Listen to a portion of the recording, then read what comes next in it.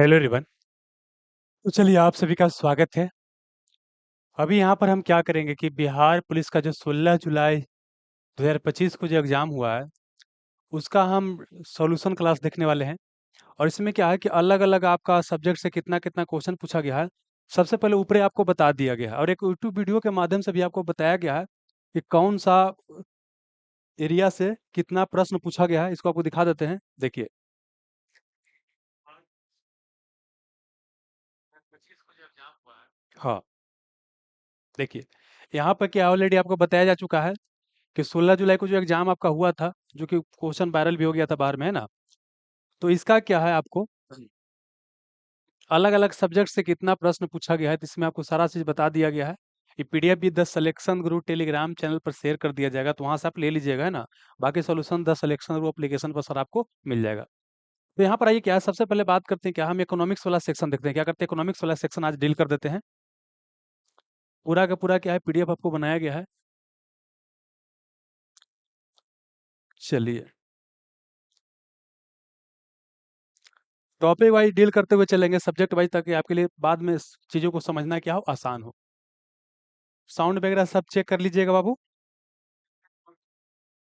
हाँ, देखिए यहाँ पर क्या है, इकोनॉमिक्स से कितना है, 6 प्रश्न पूछा गया है। तो इसी के आस-पास के आपको प्रश्न आगे के जो बोल सकते हैं सेक्शन में पूछा जाएगा। तो सर्वप्रथम बात करते हैं, अच्छा देखिए इसमें क्या है कि जो स्लाइड लिया गया है उसमें क्या है, आंसर के साथ ले लिया गया है। तो चलिए हम डील कर लेते हैं, यहाँ पर डाल लेते हैं। हालाँकि बिना आंसर के साथ हमको स्लाइड लेना चाहिए था, लेकिन चलिए अब तो आ गया है, तो चलिए इसी में डील कर लेते हैं।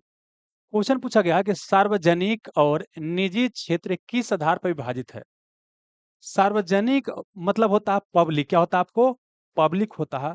अब पब्लिक का मतलब क्या होता है? सरकारी बोलिए, क्या बोलिए? सरकारी बोलिए। इसी को बोलते हैं सार्वजनिक, क्या बोलते हैं? सार्वजनिक बोलते हैं, ठीक है? और एक क्या होता है आपका निजी, निजी को बोलते हैं क्या? आप बोलते हैं प्राइवेट। तो यहाँ पर किसको हम सरकारी कहेंगे और किसको प्राइवेट कहेंगे? तो यहाँ कॉमन सेंस भी आप लगा सकते हैं, किसको सरकारी और किसको प्राइवेट कहेंगे। जिसमें क्या है कि प्राइवेट का भागीदारी ज़्यादा होगा, उसे क्या बोलेंगे? प्राइवेट। मतलब जिसमें क्या है कि निजी लोग की भूमिका क्या होगा आपको? ज़्यादा होगा, उसे निजी बोलेंगे। और जहाँ पर सरकार की भूमिका ज़्यादा होगा, वहाँ पर सरकारी बोलेंगे। देखिए समझिए क्या होता है, जैसे कोई भी चीज़ का उत्पादन करना है, तो उसे बोलते हैं फैक्टर ऑफ प्रोडक्शन। क्या बोलते हैं? फैक्टर ऑफ प्रोडक्शन बोलते हैं। फैक्टर ऑफ प्रोडक्शन बोलते हैं, प्रोडक्शन बोलते हैं, प्रोडक्शन बोलते हैं, ठीक है? और इसी में क्या होता है, इसी को हिंदी में बोलते हैं उत्पादन के कारक। अब इसमें क्या आता है, एक आता है लैंड आता है, एक आता है आपको लेबर आता है। क्या आता है आपको? लेबर आता है। और लैंड आ गया, लेबर आ गया, फिर क्या चाहिए आपको? कैपिटल। क्या चाहिए आपको? कैपिटल चाहिए। अब फिर एक एंटरप्रेन्योर चाहिए। मतलब क्या कि अगर कोई चीज़ का उत्पादन, जैसे मोबाइल ही बनाना है, मान लीजिए कि मोबाइल बनाना है, तो मोबाइल बनाने के लिए क्या है, एक कंपनी खोलना है, तो कंपनी खोलने के लिए क्या चाहिए? ज़मीन चाहिए। उसमें क्या करेगा? इंजीनियर करेगा, इंजीनियर रहेगा, लेबर इंजीनियर रहेगा, है ना? या बोल सकते हैं कि अलग-अलग टेक्नीशियन रहेगा।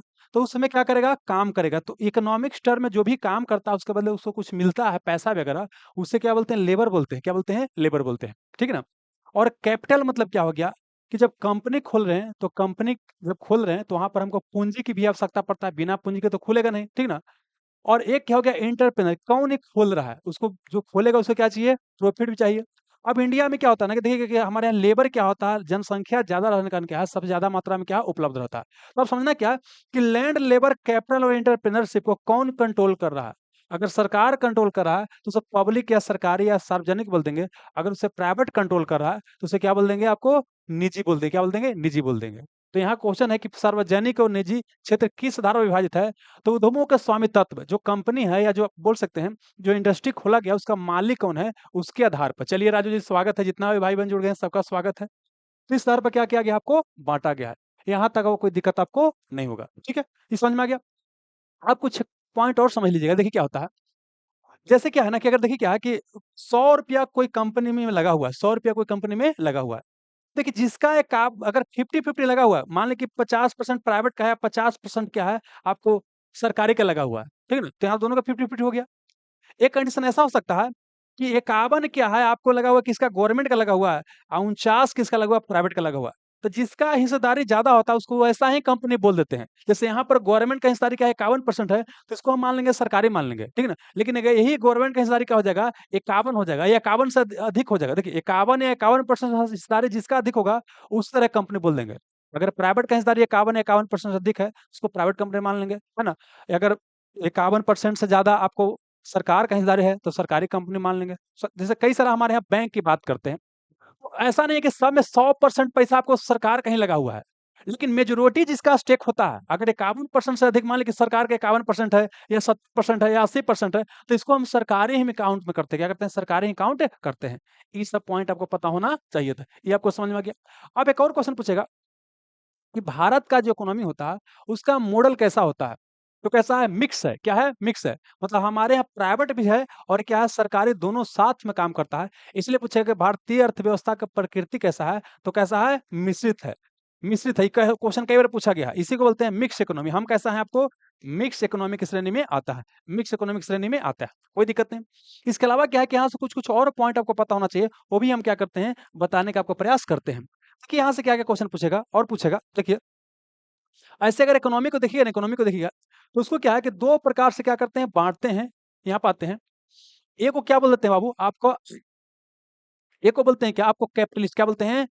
कैपिटलिस्ट इकोनॉमी बोलते हैं, कैपिटलिस्ट इकोनॉमी बोलते हैं। रुकिए बाबू इसको थोड़ा-सा पेन चेंज कर लेते हैं बाबू, थोड़ा छोटा कर लेते हैं, हाँ। एक को बोलते हैं कैपिटलिस्ट इकोनॉमी, इसी को बोलते हैं पूँजीवादी, क्या बोलते हैं? पूँजीवादी अर्थव्यवस्था बोलते हैं। एक को बोलते हैं सोशलिस्ट, क्या बोलते हैं? सोशलिस्ट बोलते हैं। इसको बोलते हैं समाजवादी, क्या बोलते हैं? समाजवादी। कई बार क्या है इसके लिए शब्द इस्तेमाल कर सकता है क्या? स्टेट इकोनॉमी क्या इस्तेमाल कर स्टेट इकोनॉमी शब्द का इस्तेमाल कर सकता है या राज्य आधारित अर्थव्यवस्था शब्द का इस्तेमाल कर सकता है। तो यहाँ समझना क्या है कि पूंजीवादी जो इकोनॉमी होता है ना, इसमें क्या होता है पूछेगा मुख्य भूमिका पूछेगा इसमें जो मुख्य भूमिका होता है, इसमें मुख्य भूमिका किसका होता है? तो मुख्य भूमिका किसका होता है? निजी का। किसका होता है? निजी व्यक्तियों का भूमिका होता है। मतलब जिसके पास पैसा है वो अपना कंपनी खोले, है ना? और जो दाम तय होगा क्या होगा? जो आपको दाम तय होगा क्या होता है? डिमांड और सप्लाई के अनुसार क्या बोले आपको? डिमांड और आपको सप्लाई के अनुसार क्या होता है? इसका दाम तय होता है। मतलब कि माँग और आपूर्ति के अनुसार यहाँ पर क्या होता है? दाम को तय किया जाता है। ठीक है? और यहाँ पे देखिए क्या प्राइवेट जब कंपनी होता है तो यहाँ इसका मेन उद्देश्य क्या होता है? तो मेन उद्देश्य क्या होता है? प्रॉफिट या लाभ कमाने से क्या होता है? मेन उद्देश्य होता है। तो मतलब पूछेगा इसका उद्देश्य क्या है? पूछेगा कि जो कैपिटलिस्ट इकोनॉमी होता है, इसे क्या बोलते इसका उद्देश्य क्या होता है? क्या होता है? प्रॉफिट क्या होता है? प्रॉफिट कमाना क्या होता है यहाँ पर? उद्देश्य होता है। यहाँ पर क्या होता है? प्रॉफिट कमाना उद्देश्य होता है।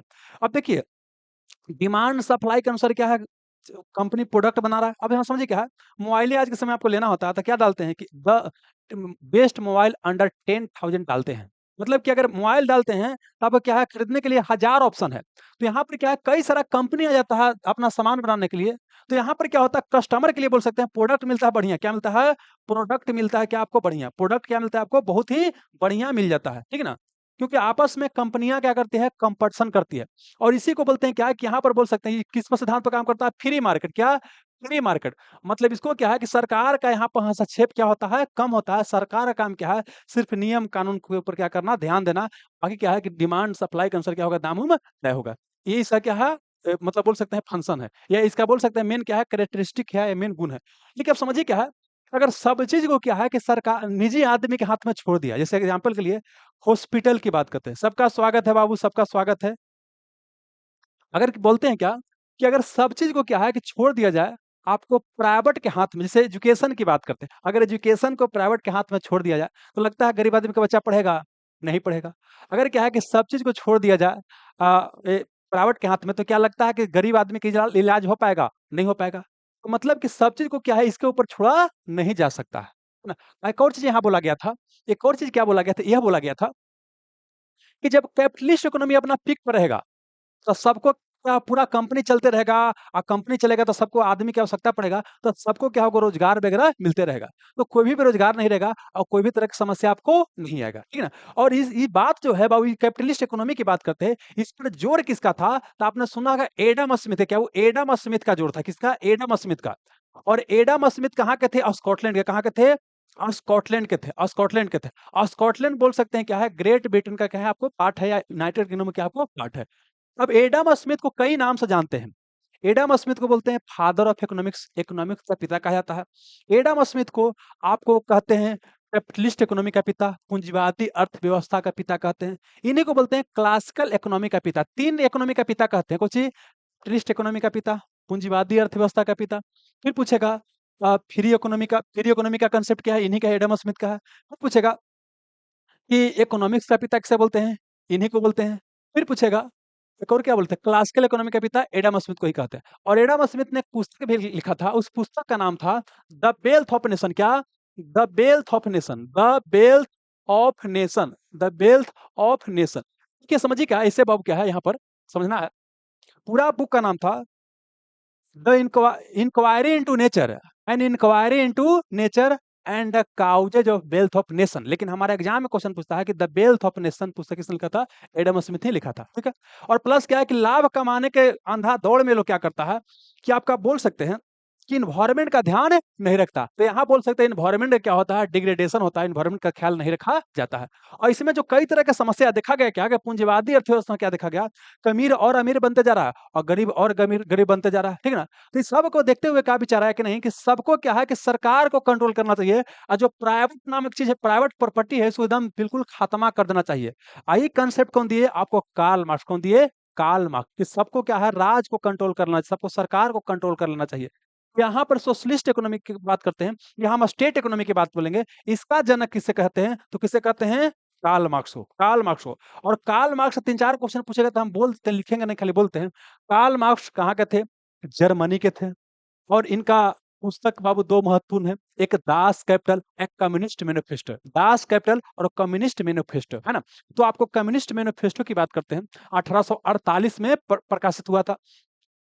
कम्युनिस्ट मैनिफेस्टो 1848 में प्रकाशित हुआ था। और दास कैपिटल की बात करते हैं 1867 में। अब फ्रेडरिक एंजल्स क्या थे? इनका भर जीवन भर क्या रहे थे? साथी रहे थे। आई पुस्तक को लिखने में उन्होंने मदद किया था। कहाँ के थे? जर्मनी के थे। हालांकि इनका मृत्यु कहाँ हुआ था? इनका समाधि स्थल कहाँ है? तो कहाँ है? ब्रिटेन में, लंदन में। ये क्या करना, आपको ध्यान रखना है, ठीक है ना। तो इन्होंने क्या बोला कि नहीं, सबको क्या है, सरकार को कंट्रोल करना चाहिए। और प्राइवेट प्रॉपर्टी का इन्होंने क्या उन्मूलन की बात कर दिया। अभी क्वेश्चन पूछेगा कि प्राइवेट प्रॉपर्टी का उन्मूलन का विचार किसका है? तो रहेगा वहां पर क्या रहेगा? समाजवादी रहेगा, या रहेगा साम्यवादी, या कम्युनिस्ट रहेगा, या मार्क्सवादी रहेगा। तो सब का मतलब क्या होगा? आपको यही होगा कि क्या करना, आपको ध्यान रखना है। क्लियर? अब आइए, तो यहाँ पर क्या है कि यहाँ भूमिका पूछेगा कि यहाँ पर जो भूमिका होता है किसका होता है? सरकार का होता है प्रमुख भूमिका, मतलब गवर्नमेंट का क्या होता है? प्रमुख यहाँ पर भूमिका होता है। ठीक है, आगे चलिएगा। फिर क्या बोले कि यहाँ पर दाम कौन तय करता है? तो यहाँ पर दाम क्या होता है कि मार्केट में डिमांड सप्लाई के अनुसार तय नहीं होता, बल्कि यहाँ दाम कौन तय करता है? सरकार ही दाम तय करता है। नहीं देखते हैं कि 3 रुपये 4 रुपये किलो क्या है कोटा वगैरह मिलता है। पहला था कि सबको उस तक पहुंच हो सके। अगर क्या है कि चावल मार्केट में छोड़ दिया जाए तो गरीब आदमी चावल भी हो सकता है अफोर्ड ना कर पाए, शिक्षा भी अफोर्ड नहीं कर पाए। तो यहाँ पर क्या है कि सरकार क्या करता है? दाम को तय करता है। अच्छा, यहाँ पर उद्देश्य क्या था? प्रॉफिट कमाना। लेकिन यहाँ पर अगर हम उद्देश्य की बात करते हैं तो यहाँ पर क्या है, इसका उद्देश्य प्रॉफिट करना नहीं है, बल्कि क्या है, welfare of people. Welfare of people मतलब कि लोगों की क्या है, भलाई करना। क्या होता है आपको सोशलिस्ट इकोनॉमी का क्या होता है? आपका उद्देश्य तो लोगों की क्या करना है? भलाई करना है।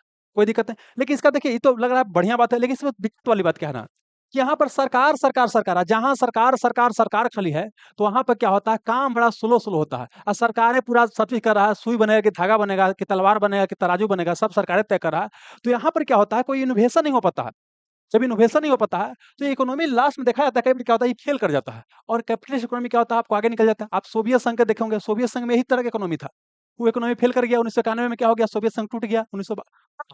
और ये क्या है कि आप अमेरिका यूरोप में देखिए, अभी तक ये इकोनॉमी क्या आपको चलते आ रहा है। तो ये सब क्या इसका मतलब बोल सकते हैं नेगेटिव पहलू है, कि यहाँ करप्शन बहुत ज्यादा बढ़ जाता है, लाल फीताशाही की बात बढ़ते हैं, काम धीरे धीरे होता है ना। प्लस क्या है, कोई इनोवेशन नहीं है, कोई किसी को इंसेंटिव नहीं है ना। अफसरशाही बहुत ज्यादा क्या होता है, आपको बढ़ जाता है। कोई दिक्कत नहीं।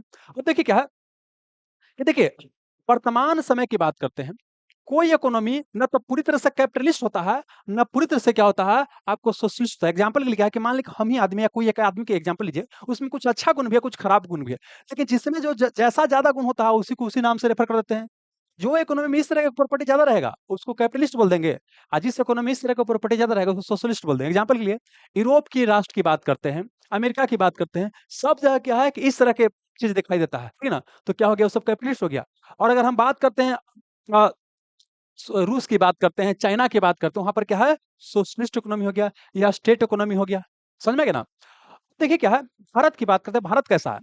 भारत क्या है ना कि भारत ने क्या किया है कि 1991 के पहले तक हम क्या थे कि सरकारी आगे चल रहा था, पीछे-पीछे प्राइवेट चल रहा था। लेकिन 1991 के बाद हमारे इकोनॉमी को लिबरलाइज़ेशन किया गया है, तो एलपीजी रिफॉर्म किया गया है, तो हम क्या हुए हैं कि हम हमारा वहाँ से प्राइवेट आगे चल रहा है, पीछे-पीछे कौन चल रहा है आपको? सरकारी चल रहा है ना? तो हमने क्या किया कि प्राइवेट और सरकारी दोनों रहेगा, हमारे यहाँ क्या प्राइवेट और सरकारी दोनों रहेगा, तो इसलिए हमने क्या बोल दिया कि हम क्या रहेंगे आपको मिक्स इकोनॉमी क्या रहेंगे आपको मिक्स इकोनॉमी या मिश्रित अर्थव्यवस्था। तो पूछता है कि भारतीय अर्थव्यवस्था की प्रकृति कैसा है? तो कैसा है? मिश्रित अर्थव्यवस्था है। एक क्या करना आपको ध्यान रखना है और ध्यान रखना है कि हमारे यहाँ क्या है कि नेहरू और गांधी, है ना? दोनों के बोल सकते हैं समाजवादी सिद्धांत को हमने क्या अपनाया है। मतलब कार्ल मार्क्स बोल सकते हैं कि समाजवादी सिद्धांत को उतना हमने फोकस नहीं किया है और खास करके क्या है कि हमने नेहरू समाजवाद को अपनाया है। ठीक है ना? चलिए, ये इतना आपको समझ में आ गया, है ना? बताने के लिए और भी कुछ है लेकिन इतना से काम चलाइए बाबू, है ना? चलिए, यहाँ तक बताइएगा, किसी को कोई दिक्कत है बाबू? जो इकोनॉमिक्स समझाएँ यहाँ तक किसी को कोई दिक्कत है? बताइए रवि, बाबू, रंजीत, राजू, शिवम, किसी को कोई दिक्कत है तो बताइए। तो आगे बढ़ते हैं बाबू यहाँ से। अब देखिए यहाँ अगर क्वेश्चन पूछा गया है, यहाँ क्वेश्चन पूछा गया है कि तेंदुलकर समिति क्या पूछा गया है कि तेंदुलकर समिति के रिपोर्ट के अनुसार निम्न राज्यों में से किस राज्य में क्या है रिपोर्ट निम्न राज्यों में से किस अनुपात सर क्या पूछा गया है? जानते हैं इसमें क्या कुछ क्वेश्चन में कुछ मिसप्रिंट हो गया है। इसमें बेसिकली क्या ये क्वेश्चन था कि तेंदुलकर रिपोर्ट के अनुसार निम्न राज्यों में से कौन-सा राज्य में गरीबी क्या था सर्वाधिक था? सबसे ज़्यादा गरीबी किसमें था? तो देखिए, अगर क्या है कि वहाँ पर बिहार अगर ऑप्शन में दिया गया है, ठीक है ना? तो वहाँ पर क्या है कि प्रयास करना है कि अगर पूरा आप जान रहे हैं कि नहीं बिहार आंसर नहीं होगा तो कोई दिक्कत नहीं है। लेकिन अगर नहीं जान रहे हैं और कुछ में कन्फ्यूजन है तो वहाँ क्या बिहार बना के आइएगा तो क्या रहेगा आपको सही हो सकता है। ठीक है ना? तो वहाँ पर क्या है कि इसको बिहार बना सकते थे, कोई दिक्कत वाली बात नहीं था। लेकिन अब यहाँ पर हमको ये क्वेश्चन में फोकस नहीं करना। हमको समझना क्या है कि गरीबी की बात करते हैं। गरीबी कई बार क्या है कि गरीबी का डेफिनेशन ही पूछ लेता है। गरीबी का मतलब क्या होता है? गरीबी का मतलब क्या होता है कि जो लाइफ के लिए बेसिक रिक्वायरमेंट होता है उसको क्या है आदमी पूरा नहीं कर पाता है। मतलब क्या उसको बोल सकते हैं कि कपड़ा, है ना? भोजन, मकान, ये सब क्या है? ये सब क्या पहुँच नहीं है। प्लस क्या है उसके पास शिक्षा की पहुँच नहीं है। क्या है? शिक्षा की पहुँच नहीं है। शिक्षा बढ़िया नहीं है। वहाँ पर बोल सकते हैं कि बढ़िया क्या है इंफ्रास्ट्रक्चर वगैरह नहीं है। तो उसको क्या मानते हैं गरीबी। इतना ही नहीं, आज के समय में क्या है कि सूचना प्राप्त करने के लिए इंटरनेट ज़रूरी है। इंटरनेट तक पहुँच नहीं है तो वो भी मानेंगे क्या है कि आपको डिजिटल क्या है गरीबी है। डिजिटल क्या आपको गरीबी है। मतलब किसी तरह से बोल सकते हैं कि आपके पास क्या है किसी भी चीज़ से क्या है आप वंचित हैं, तो क्या आप समझिए एक तरह क्या है गरीबी है। लेकिन समान तौर पर गरीबी के डेफिनेशन में क्या करते हैं, हम लोग मान के चलते हैं देखिए बेसिक जो रिक्वायरमेंट होता है, बेसिक जो ज़रूरत होता है उसको हम लेकर के चलते हैं कि रोटी, कपड़ा, मकान की बात करते हैं। तो ये गरीबी के निर्धारण के लिए बोल सकते हैं भारत में कई सारा समिति का गठन किया है। बोल सकते हैं भारत में क्या है गरीबी के निर्धारण के लिए क्या है कई सारा समिति का गठन किया गया। उसमें से क्या है एक तो बाबू क्या है कि जो योजना आयोग जो हमारे यहाँ पहले प्लानिंग कमीशन था योजना आयोग, तो क्या है आपको योजना आयोग ने भी क्या किया गरीबी को निर्धारण करने का प्रयास किया। इसके अलावा क्या हमारे यहाँ वो बोल सकते हैं आपने अलग सम क्या अलग अलग अलग समिति का नाम सुना होगा। अलग समिति लकड़वाल क्या बोले आपको लकड़वाल समिति का नाम सुना होगा। लकड़वाल समिति का रंगराजन समिति रंग राजन समिति का नाम सुना होगा। एक बाबू क्या बोले एक और बीच में कौन आ गया तेंदुलकर कौन आ गया तेंदुलकर समिति। यही तो पूछा गया है। तेंदुलकर समिति की बात करते हैं। इसके अलावा क्या हो गया रंगराजन क्या बोले रंग राजन समिति रंग राजन समिति की बात करते हैं। ये सब क्या है गरीबी से संबंधित है। सब क्वेश्चन पूछेगा कि अलग समिति लकड़वाल हो गया तेंदुलकर हो गया रंगराजन हो गया ये सब किससे संबंधित है। ये सब क्वेश्चन आपसे पूछा जा सकता है। तो सबको क्या करना है आपको याद करने का प्रयास करना है। ओके अब समझिएगा यहाँ पर बात करते हैं योजना आयोग तो बहुत पहले भी गरीबी के ऊपर काम किया था। उसके बाद 2011 के बाद भी काम किया। लेकिन यहाँ अलग समिति पूछा कब बना था तो 1979 में लकड़वाल समिति 1993 1993 क्या बोले कि अलग समिति की बात करते हैं तो 1979 में बना था। जबकि लकड़वाल समिति की बात करते हैं तो कब बना है आपको 1993 में। तेंदुलकर की बात करते हैं तो ये बना था 2005 में लेकिन अपना रिपोर्ट दिया था 2009 में। तेंदुलकर समिति 2005 में बना था और रिपोर्ट कब दिया था 2009 में दिया था। और रंगराजन समिति की बात करते हैं तो 2014 में क्या है ये आपको समिति बना था। क्या बोले योजना आयोग अलग समिति लकड़वाल समिति तेंदुलकर समिति रंगराजन समिति। अलग समिति 1979 में लकड़वाल समिति 1993 में तेंदुलकर समिति 2005 में बना 9 में रिपोर्ट दिया और रंगराजन समिति 2014 में। एक क्या आपको गरीबी के निर्धारण से संबंधित है।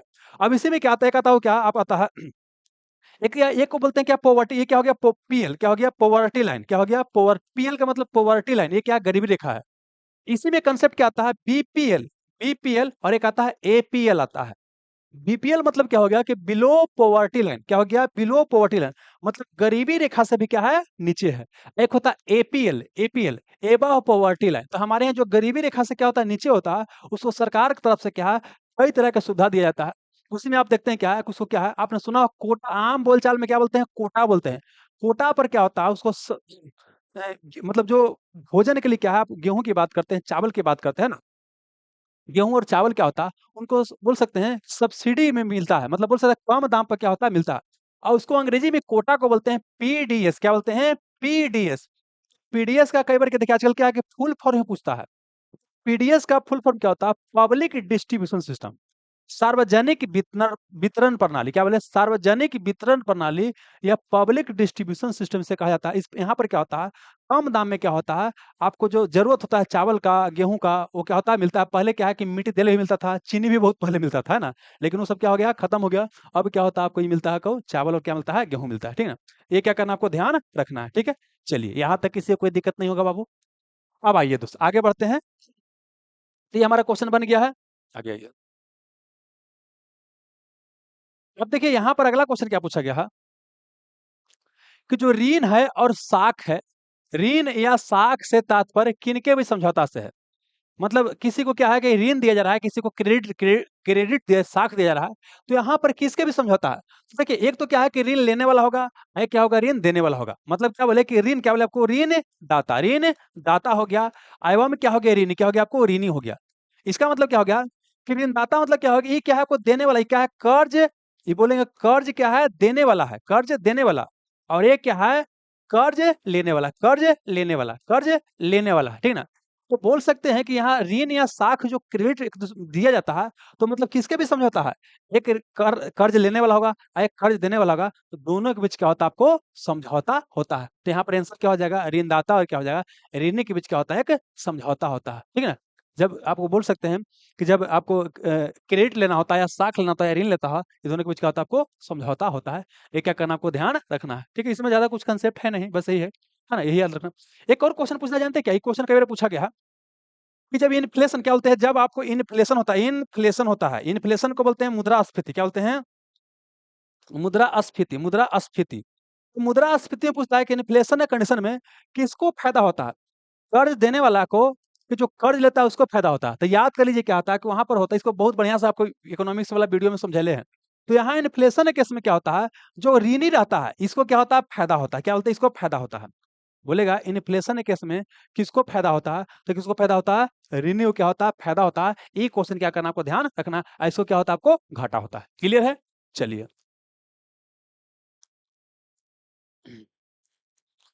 अब आइए अगला क्वेश्चन पर बाबू। हालांकि जानते हैं क्वेश्चन क्या है कि इसको दूसरा पीडीएफ लेना चाहिए था, इसमें आंसर नहीं है। आंसर आने से क्या होता है ना कि पहले ही क्या होता है लेकिन आंसर देख लेता है, तो उसमें हमें क्या होता है गड़बड़ा जाता है। लेकिन चलिए कोई बात नहीं, आइए। यहाँ पर क्या है कि एक कॉलम है वन और कॉलम दो, इसको क्या करना है मिलाना है। देखिए भोजन उपलब्ध है एक खाद्य उपलब्ध है, एक खाद्य सक्षमता। देखिए भोजन उपलब्ध का मतलब क्या है, भोजन उपलब्ध का मतलब क्या है कि हमारे पास बोल सकते हैं कि पर्याप्त मात्रा में क्या स्टॉक है। भोजन उपलब्धता मतलब क्या होता है हमारे पास पर्याप्त मात्रा में क्या है और स्टॉक होना चाहिए, है ना। और खाद्य पहुंच का मतलब क्या है, खाद्य, अच्छा इसका ऑप्शन का साथ देखें तो समझ में आएगा। भोजन उपलब्धता खाद्य सभी व्यक्तियों के पहुंच में हो, खाद्य अगर सभी व्यक्तियों क्या बोले आपको, खाद्य सभी व्यक्ति क्या आपको पहुंच में है ना।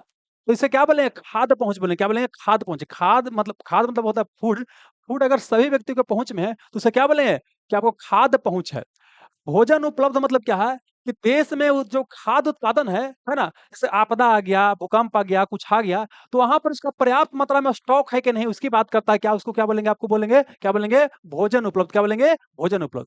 ए का क्या हो जाएगा सी हो जाएगा। खाद्य सक्षमता का मतलब सक्षमता का मतलब क्या है कि मान लेते क्या समझिए क्या है कि फूड उपलब्ध है, फूड क्या उपलब्ध है दुकान में सब जगह है, लेकिन हम खरीदने के लिए हमारे पास पैसा ही नहीं है, खरीदने के लिए क्या हमारे पास पैसा ही नहीं है। तो मतलब बोल सकते हैं कि जो आपको खाद्य सक्षमता का मतलब होता है कि यहाँ पर ये हो जाएगा कि प्रत्येक व्यक्ति के पास क्या है पर्याप्त और सुरक्षित क्या है पोषक खाद्य खरीदने हेतु क्या है पर्याप्त धन है। एक बार फिर समझा देते हैं बाबू क्या बोले।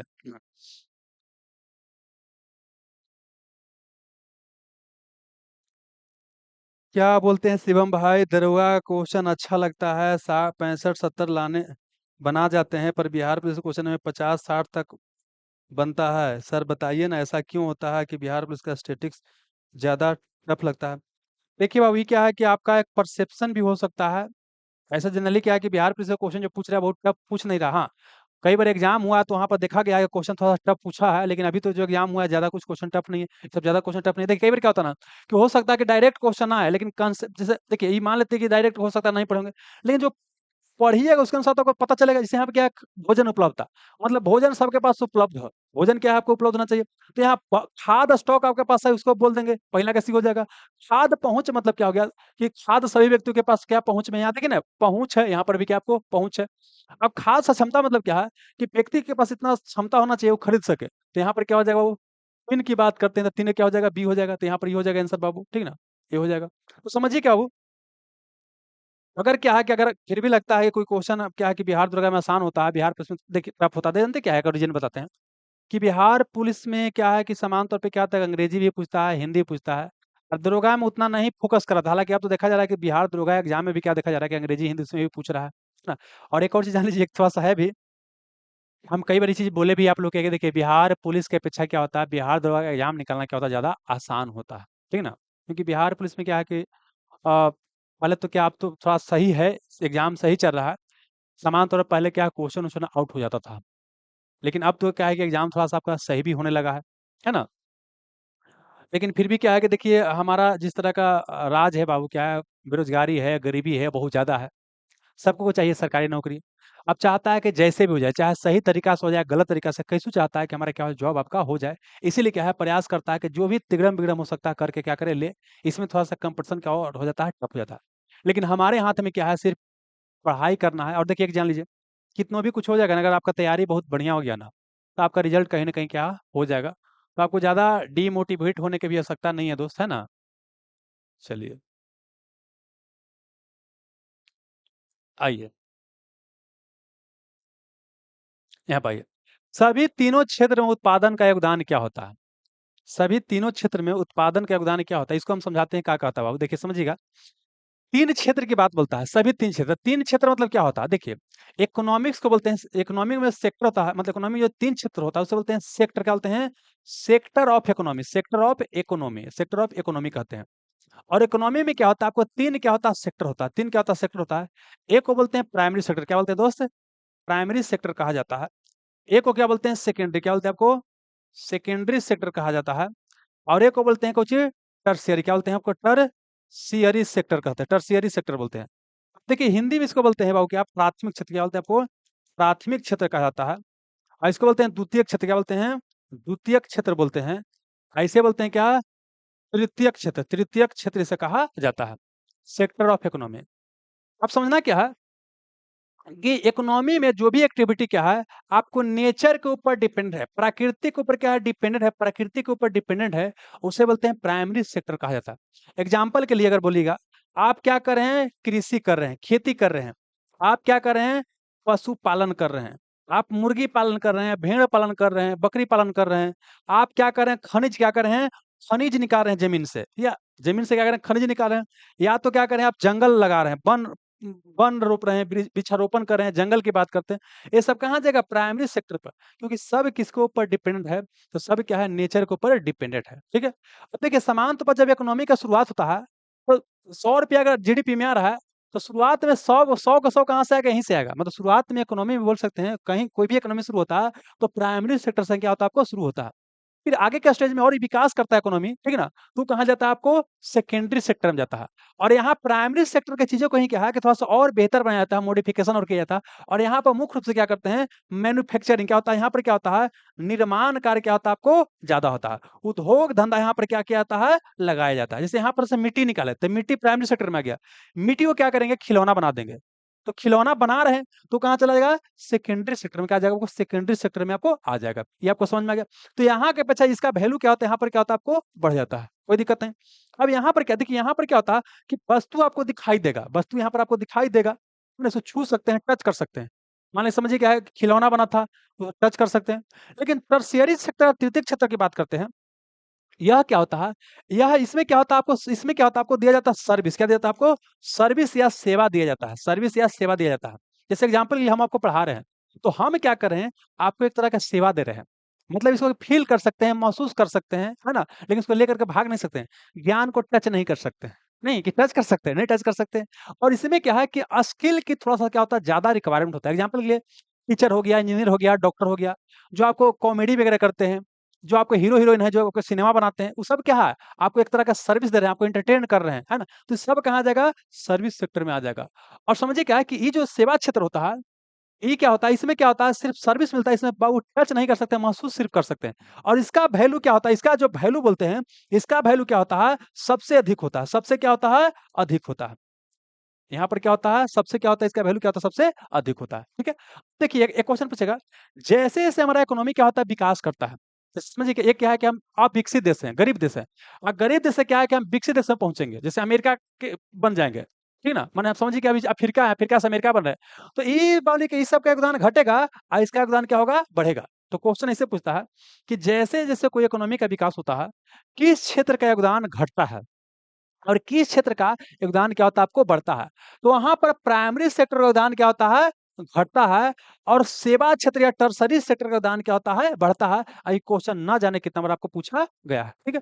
अब देखिए भारत में प्राइमरी सेक्टर को मुख्य रूप से कृषि हमारे यहाँ होता है, तो कृषि क्षेत्र भी कई बार बोलते हैं और यहाँ पर वो सेकेंडरी सेक्टर को हम उद्योग क्षेत्र भी या विनिर्माण क्षेत्र बोलते हैं और टर्शरी क्षेत्र को हम बोल देते हैं क्या? सेवा क्षेत्र भी हम कह देते हैं। कोई दिक्कत नहीं।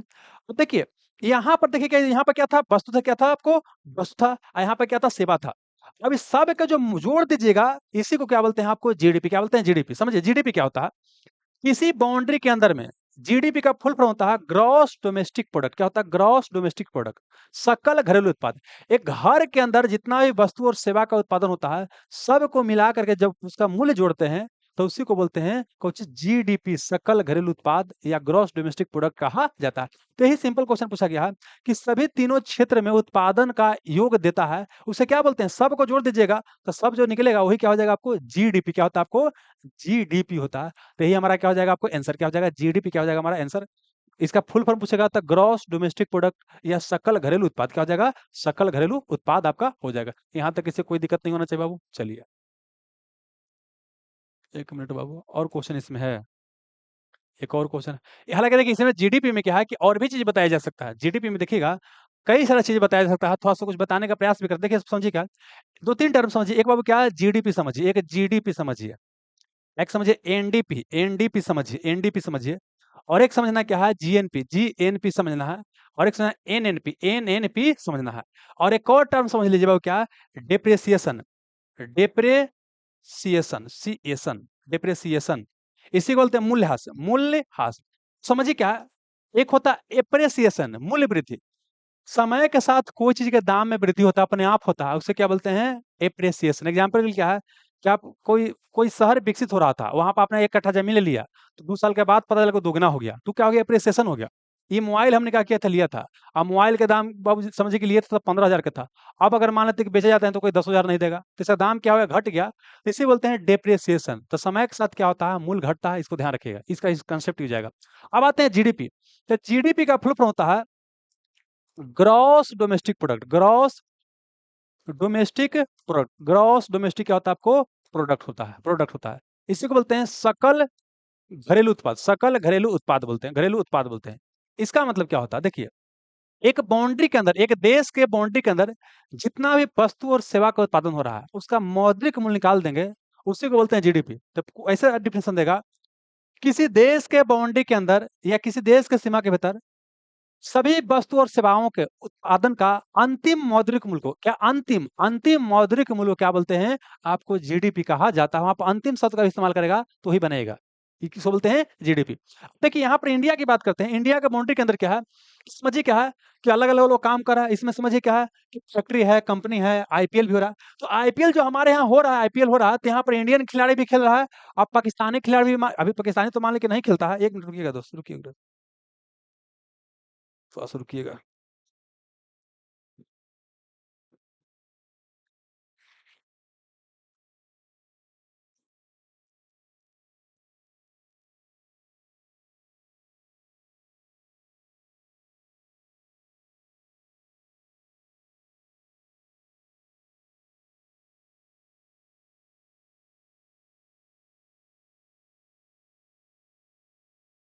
हाँ, बैटरी थोड़ा डिस्चार्ज हो गया था, वो कंप्यूटर ही बंद हो जाता। आप आइए, हाँ, बोले क्या? कि इसमें क्या है कि आपका विदेशी भी है, तो मतलब कि यहाँ पर क्या होता है कि एक बाउंड्री के अंदर देशी और विदेशी दोनों हो सकता है। तो यहाँ जब जीडीपी काउंट करते हैं ना, तो इसमें क्या होता है, आपको बाबू क्या होता है कि देशी के भी उत्पादन को काउंट करते हैं और प्लस क्या करते हैं, विदेशी को भी उत्पादन को क्या करते हैं, काउंट करते हैं। तो अगर आपको राष्ट्रीय आय निकालना होगा कि देश का टोटल इनकम कितना है, एक देश का, बाबू क्या है कि वहाँ पर अगर खाली भारतीयों को शामिल करेंगे तब तो मूल रूप से अच्छा निकलेगा। तो इसीलिए क्या है कि जीडीपी में क्या होता है कि आपको विदेशी भी शामिल होता है, राष्ट्रीय आय जब निकालना होता है तो इस पर निकालना सही आपको नहीं होता है।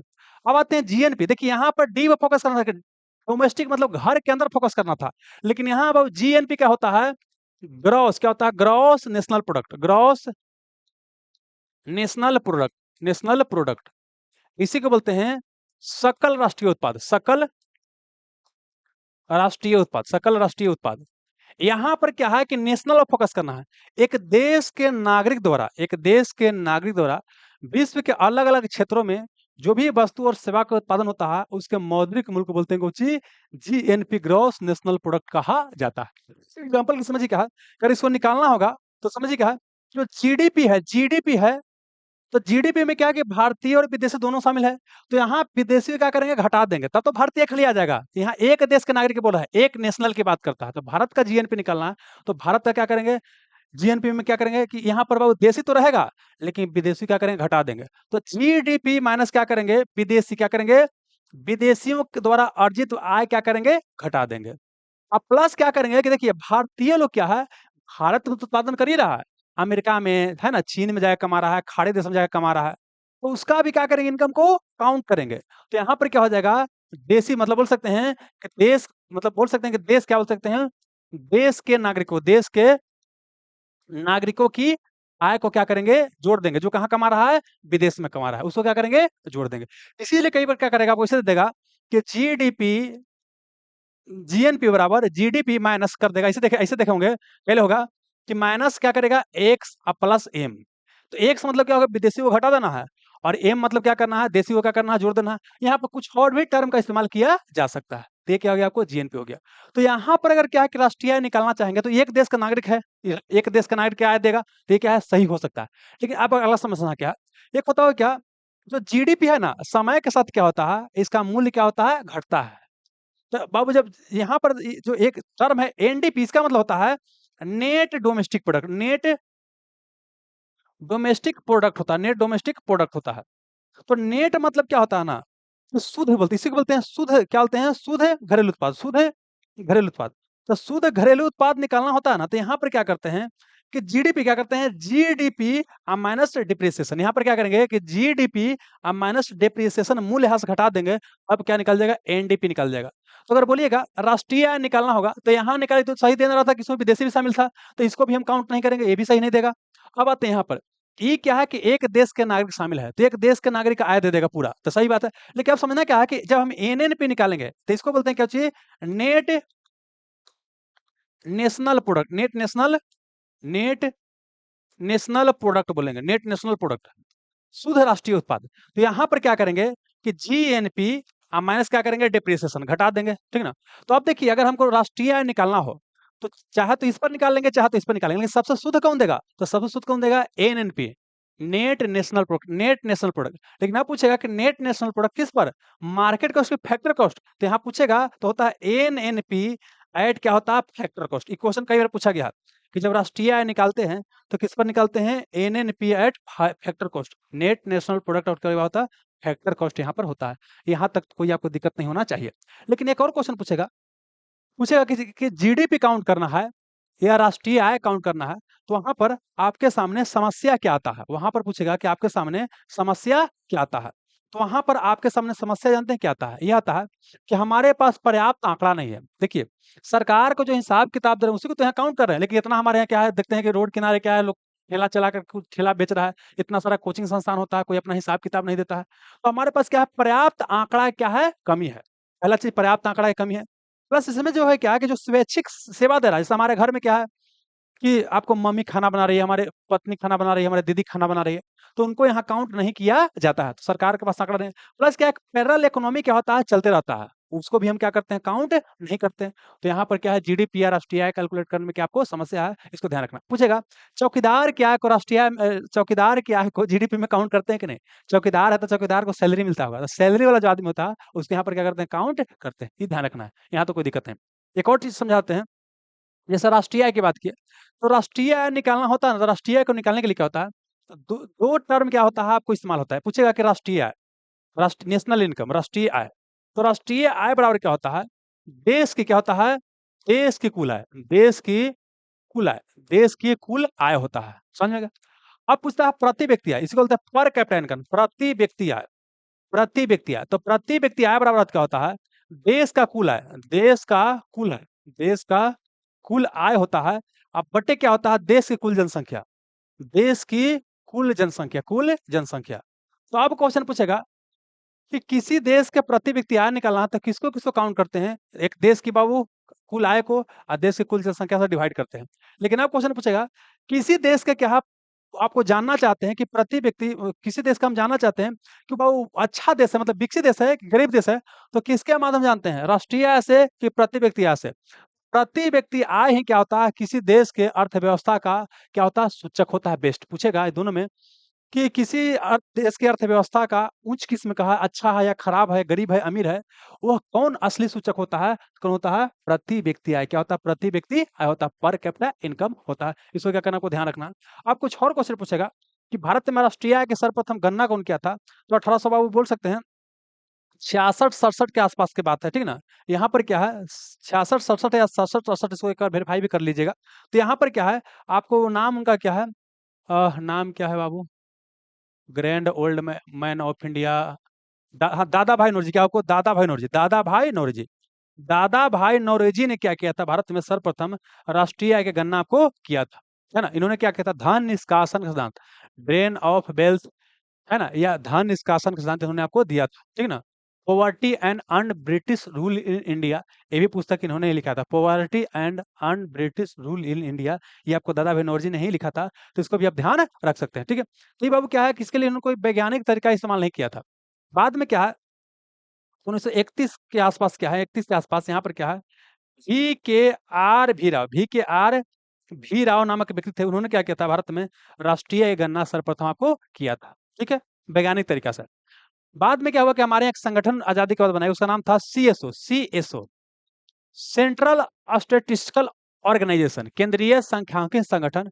ये हमारे राष्ट्रीय गणना कैलकुलेट करने लगा, और ये कब तक बाबू, 2019 तक क्या है कि हमारे राष्ट्रीय गणना सीएसओ ही जारी करता था।